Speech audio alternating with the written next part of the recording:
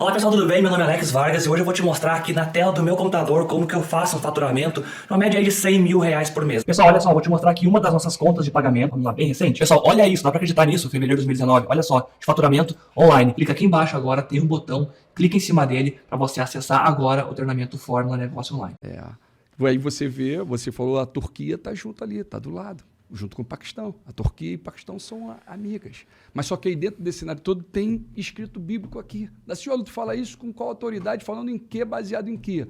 Existe uma guerra iminente que é Gog e Magog. Isso aí é o Estado. O Magog foi o filho de Jafé, que é da linhagem de Noé, entendeu? E, na verdade, meu irmãozão, é justamente todos os povos, esse povo é representado hoje com os nomes diferentes, que é a Rússia, que é a Turquia, que é o Irã, o Iraque. E ali coloca-se que esses povos vão lutar contra Israel.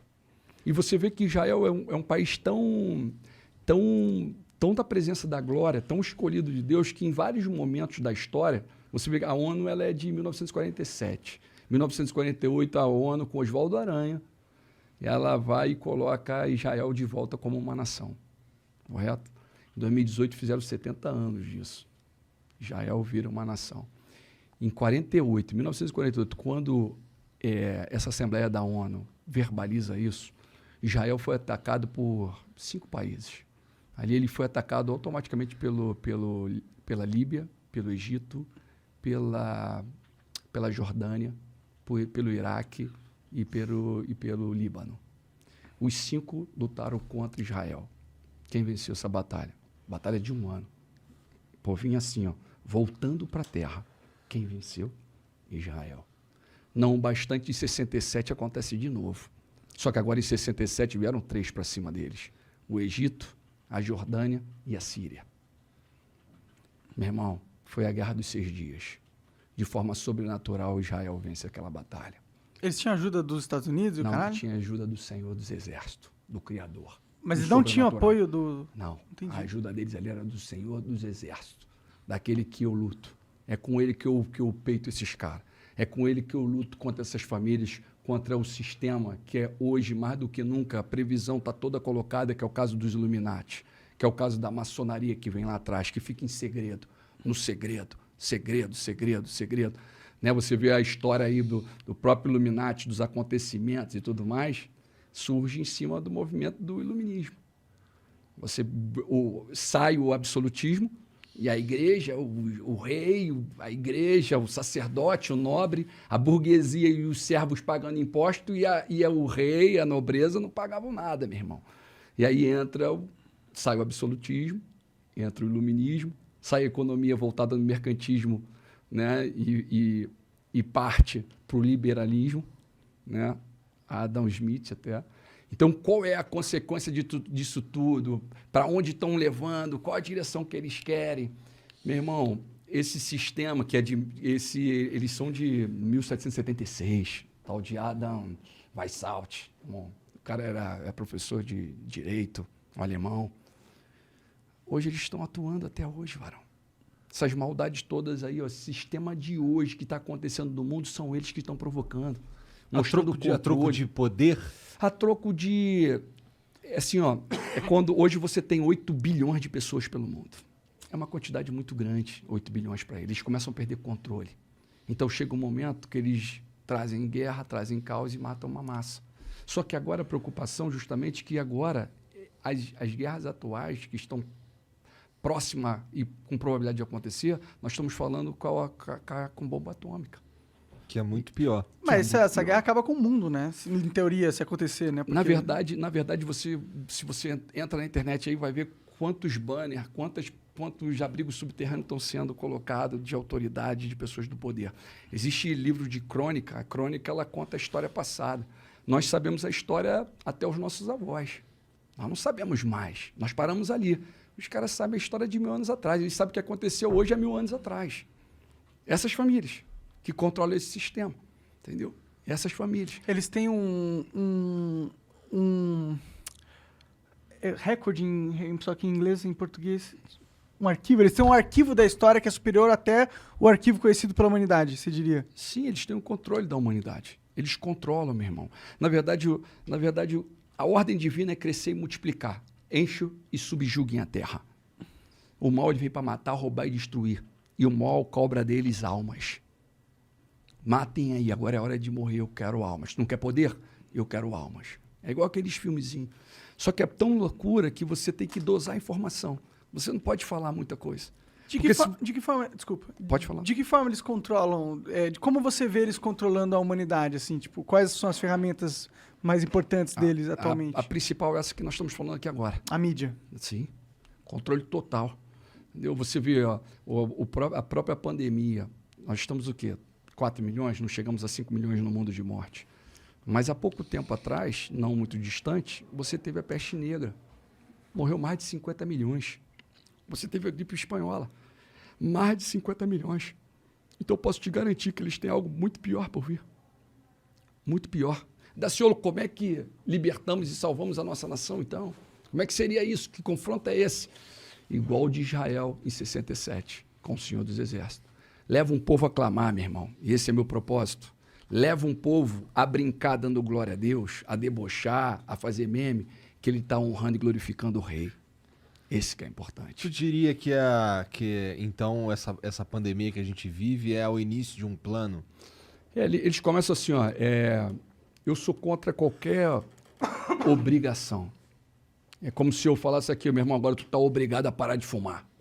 E aí tu vai falar, pô, obrigado, então tá bom, vou virar ali, vou pegar um cantinho e vou fumar. Não é assim que funciona? Quando acabou, é obrigar, quando é imposto, entendeu? Algo, assim. Isso tem que entrar, tem que ser dentro de você, meu irmão. É algo que vai explodir dentro de você e vai trazer transformação e você vai tentar, que vai ser assim. Vai ter algum momento que você vai tentar, pô, não desceu legal essa. Tu vai mudar a erva e tu vai ver, pô, não foi boa também não. Sabe o que é isso? O Espírito Santo de Deus te incomodando, falando, meu filho, eu quero você agora com outro propósito. Mas agora que eu fumo e gosto pra caralho, ele falando, vai lá e fuma, não? Não, meu irmão, posso falar, ele te ama da mesma forma. Entendi. Ele te ama da mesma forma. Ah, com certeza. Entendeu, meu irmão? Ele tem um propósito para a erva. tua vida maravilhoso. Entendeu? É real, varão. É real. Ele é tudo. E essa transformação e esse grande propósito, hoje, mais do que nunca do Cabo Daciolo, o propósito que eu vi quando eu estive como candidato, foi no propósito de anunciar reino. Então, quando eu chegava ali para debate, quando eu estava ali, eu estava com a Bíblia do meu lado ali, tal, parado ali, poderia fazer qualquer pergunta, eu ia te responder, mas em todas as oportunidades eu ia poder falar um pouquinho do amor, um pouquinho de algo, só um pouquinho. E deu para perceber na sua atuação nas últimas eleições que você realmente falava bastante das coisas que você acredita e tal. E eu sei que, pô, o que te levou lá para você virar candidato foi uma história um pouco conturbada, né? Você chegou a ficar preso em Bangu, é isso? Olha como é que começa quando o Daciolo aparece com mais força. Aconteceu que eu sou bombeiro militar, entrei na corporação em 98, eu sou guarda-vida, uma categoria maravilhosa, sendo tratada, salário na época R$900. Você tem um piso da profissional da educação, tem um piso do profissional da saúde, mas você não tem um piso nacional da segurança pública. E eu quero colocar aqui, quer transformar o Brasil e o mundo da educação, um povo, e valoriza o profissional de educação e você começa a mudar tudo. Mas, naquele momento, a segurança pública, nós vínhamos sofrendo muito, o bombeiro guarda-vida, nós não tínhamos nadadeira, nós não tínhamos protetor, nós não tínhamos nada, e um saláriozinho de R$900. E começou uma reivindicação da categoria, com o comando, pedindo, vamos melhorar isso, vamos melhorar isso. Em determinado momento, o Daciolo estava num monte e o Espírito Santo de Deus falou comigo com uma clareza muito grande que ia me colocar como governador e quando chegasse lá era para que eu abrisse a minha boca e falasse dele para ele. E eu absorvi aquilo, achei que fosse louco, achei que estou viajando. Até o momento eu ainda não tinha ido para grandes confrontos com o Criador. Esse talvez foi um dos primeiros, né? Antecede a experiência que eu tive lá na Rocinha, foi antes, aí depois esse fato é de 2011. E aí, conclusão, a categoria, em determinado momento, eu já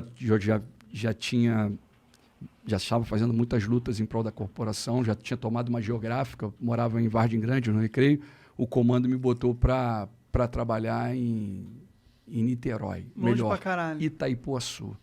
Então, eu tinha que sair 4 horas da manhã para chegar no trabalho, chegava quando eu voltava, Eu voltava, chegava às 11, meio-dia, meia-noite, 11 horas da noite, meia-noite. Então, eu tomei essa geográfica do comando. Até aí, tudo bem. Houve esse problema, a categoria se uniu, alguns militares me chamaram e pediram que eu fosse o porta-voz, que eu falasse e tal, e fomos falar com o comando, com a categoria. Que problema que houve? Desculpa, eu perdi. O comando, nós estávamos vivendo esse salário ruim, não entendi. tinha material, não tinha equipamento, não tinha nada.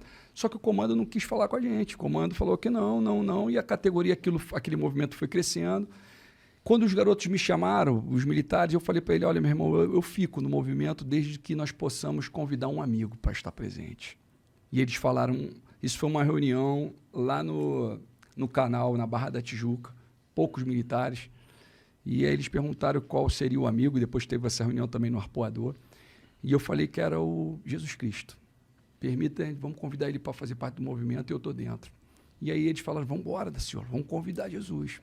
E aí, pô, Jesus entrou, a galera abriu o coração, entrou. E aí o sobrenatural, aquele movimento que começa com 6, com 9, daqui a pouco com 10, depois era já 100, 200, começou um processo de multiplicação, todo mundo junto, aquilo ali começou a crescer, e aí chegou aquela mensagem divina que é colocar com o governador, e eu falei, agora eu quero falar com o governador. Só o governador pode mudar isso aqui, vamos falar com o governador. Meu irmão, o governador não falava com a gente. O governador, em um ano, me prendeu 5 vezes, me expulsou do corpo de bombeiro. Isso entendeu? você tentando falar com ele? Tentando dialogar com ele. Foi aquele movimento que inicia em 2011. Tinha um nome esse movimento? Não, era luta por dignidade. A categoria lutando por dignidade. Meu irmão, esse cara ele nos perseguiu muito. Um dia eu recebi uma ligação, era um juiz federal, José Barroso Filho. Estava tendo um problema na Bahia, esse problema era da segurança pública com o Exército. Eu recebi essa ligação e eles me pediram ajuda, falando da senhora, sabemos que você exerce uma liderança aí na segurança pública, tal, será que você poderia ajudar esse caso, tal? Eu falei, pô, amém, posso. Ou melhor, eu pedi para que ele aguardasse e fiz uma ligação. Fiz uma ligação para um deputado Mendonça Prado, que era da área da segurança pública, e falei para ele que eu recebi a ligação, a mando da Dilma, que só iria se ele fosse comigo. Ele falou, tá bom, da senhora, vamos embora junto lá. E aí foi eu, esse deputado federal e o juiz. Chegamos lá, meu irmão, fomos recebidos pelo vice-governador Otto Alencar, por senadores, deputados.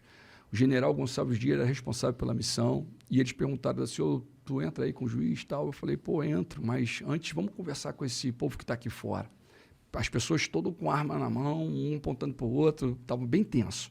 E aí nós fomos lá e pregamos para um grupo de militares que estavam lá de fora e falamos, olha, senhores, existem 2 cenários aqui, morte ou vida. Entendeu? Quem quer morte é Satanás, Jesus quer vida. Vamos fazer uma oração. Fiz a oração com eles, voltei, fui até o general e falei, general, podemos entrar agora. E entramos. Fomos até lá dentro, preguei para as lideranças lá de dentro e tal. Pós pregar para as lideranças, falei a mesma coisa, falei de Espírito Santo, falei de Jesus. Conclusão, eles se entregaram, meu irmão. Foram para o diálogo. Peguei meu avião e voltei. Só que eu saí do estado com autorização para ir. Publicado dentro da corporação, tudo. Quando eu chego no Brasil, aqui no Rio, no Galeão, a aeronave para, meu irmão, no Galeão, vem a Polícia Federal junto com a Polícia do Corpo de Bombeiro, me pegaram e me levaram para Bangu 1. Caralho. E me botaram em crime de segurança pública nacional. Que isso? Foi uma armação do governo Dilma com o Cabral, entendeu? Junto com o da Bahia, que na época era o Jacques Wagner, e me colocaram nesse cenário, meu irmãozão. Tudo era uma ação. E você ir lá era tudo um negócio só pra te... Tudo foi montado Que pra... loucura, caralho. Isso a manifestação, isso o movimento do bombeiro aqui continuava, estava tendo. Foi uma saída rápida para um diálogo lá e uma volta, porque nós tínhamos uma reunião forte ali na Cinelândia, próximo daqueles dias. Então eles armaram e nós fomos presos, mas propósito de Deus, autorização de Deus. E ali eu tive grandes experiências com Deus, sabe, meu irmão? Ali eu tive experiência, varão. A palavra do Senhor, ele fala que ele para o sol, meu irmão. Ele faz chover, ele para a chuva. Tu sabe disso. E aí estava mó solão, 4 horas da tarde, varão. E eu ali, pô, já estava 3 dias em Bangu 1, sozinho, numa solitária zona de 2x4. E eu falei para o Criador, eu falei, Senhor, o que eu estou fazendo aqui, Pai? Sempre pedi para o Senhor família, estou pregando, anunciando o reino, é isso que é servir o Senhor?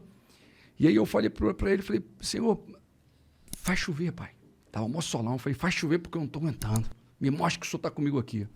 Meu irmão, para a honra e glória do Senhor Jesus, 1 hora depois dessa oração, o céu escureceu e começou a chover muito.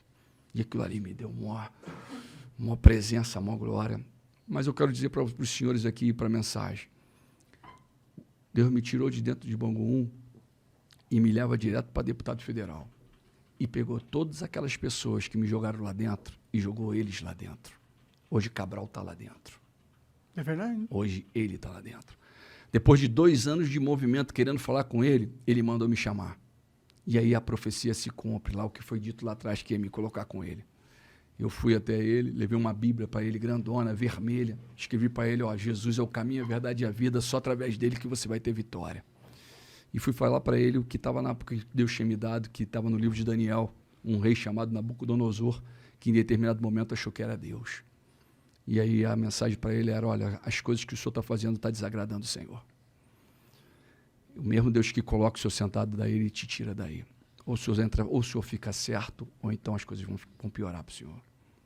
E hoje ele está em Bangu 1. Mas eu creio que esse varão vai vir para Deus. Deus, ele, qualquer que seja o pecado que você tenha cometido, meu irmão, ele é misericordioso e está de braço aberto para te receber. Eu falo isso e tenho falado isso porque eu tenho vivido uma preocupação muito grande, incomodado pelo Espírito Santo de Deus. Nós estamos vivendo um momento que muitas pessoas estão cometendo suicídio e não falam. Muitas pessoas estão em depressão, meu irmão. Muitas pessoas estão vivendo aí, a miséria é muito grande da atualidade. Nós estamos vivendo um momento de miséria muito grande. Há 2 dias atrás, eu estava numa Cracolândia lá no Rio. Meu irmão, é zumbi, varão. A coisa é muito séria. E você não vê uma ação social concreta de um governo federal para trazer a solução disso. E isso tem como trazer a solução, meu irmão. Todos os nossos problemas eu acho que tem solução. Tá, tem né? solução. Os outros países já solucionaram, Sim, né? irmão. Então a gente Sim, com certeza sim, consegue, né? Sim. Olha o sistema de cárcere da nação. Nós estamos quase com 1 milhão de pessoas presas. Caralho, tá tudo isso já. Estamos quase com 1 milhão, meu Caralho, irmão. 1 por 2. E, pô, masmorras medievais. Masmorra ali você não recupera ninguém, meu irmão. Como é que tu vai recuperar um homem ali, mano? Entendeu? Pega os jovens, pega o adolescente, jovens infratores em conflito com a lei. Você vai para um cenário, meu irmão,